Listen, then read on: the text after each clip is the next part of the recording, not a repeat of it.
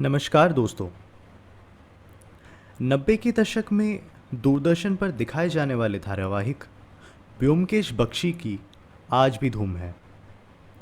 इसके सारे episodes YouTube पर देखे जा सकते हैं। ये एकमात्र ऐसा धारावाहिक था जिसकी IMDb रेटिंग 10 में से 9 से भी ज़्यादा थी। इसकी रेटिंग 9.2 की दी गई है। ब्योमकेश बख्शी का पहला एपिसोड 1993 में डीडी नेशनल पर दिखाया गया। पहले एपिसोड सत्यन्वेशी ने तहलका मचा दिया। इस एपिसोड में ब्योमकेश बख्शी चाइनाटाउन में हो रहे खूनों का पर्दाफाश करता है। आगे के एपिसोड्स जैसे रास्ते का कांटा, सामंत हीरा, मकड़ी का रस आदि ने तो दर्शकों को अंदर तक झंझोड़ दिया।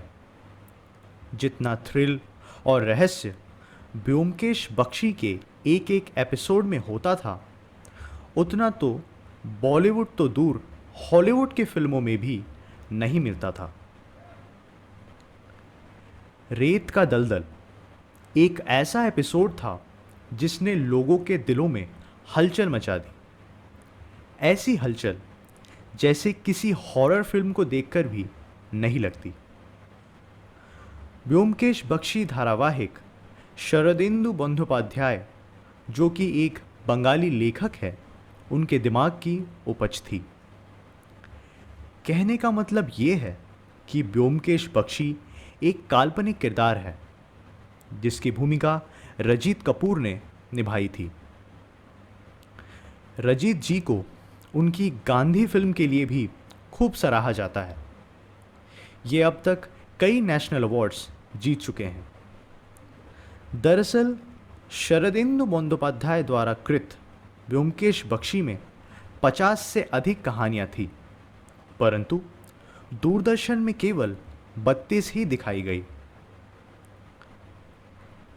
अब सवाल ये उठता है कि उनकी लिखी आखिरी कहानी कौन सी थी? क्या आखिरी कहानी में ब्योमकेश बख्शी की मौत हो जाती है? क्या उसी का घनिष्ठ मित्र अजीत ब्योमकेश का कत्ल कर देता है और उसकी घरवाली से संबंध बना छोटा ब्योमकेश पैदा कर लेता है? या फिर अजीत ब्योमकेश से चिढ़कर अपनी अलग से डिटेक्टिव एजेंसी खोल लेता है? कुछ भी हो, ये राज ब्योमकेश के राइटर शरदिंदु बंदोपाध्याय की मृत्यु के साथ ही दफन हो गया। दरअसल जब वे आखिरी कहानी लिख रहे थे तब उनकी मौत हो गई। उनकी आखिरी कहानी का नाम बिशुपाल बौद्ध था, जिसे वो मरने के बाद अधूरा छोड़ गए। लॉजिकल हिंदू ने उनकी आखिरी कहानी पर काफ़ी रिसर्च की और अंत में उसे ढूंढ निकाला। आखिरी कहानी को पाने के लिए हमें काफ़ी पापड़ बेलने पड़े। बड़ी मुश्किल से जब हमें वह मिली तो वह बंगाली भाषा में मिली। फिर हमने उसे ट्रांसलेट करने के लिए आगे भेजा।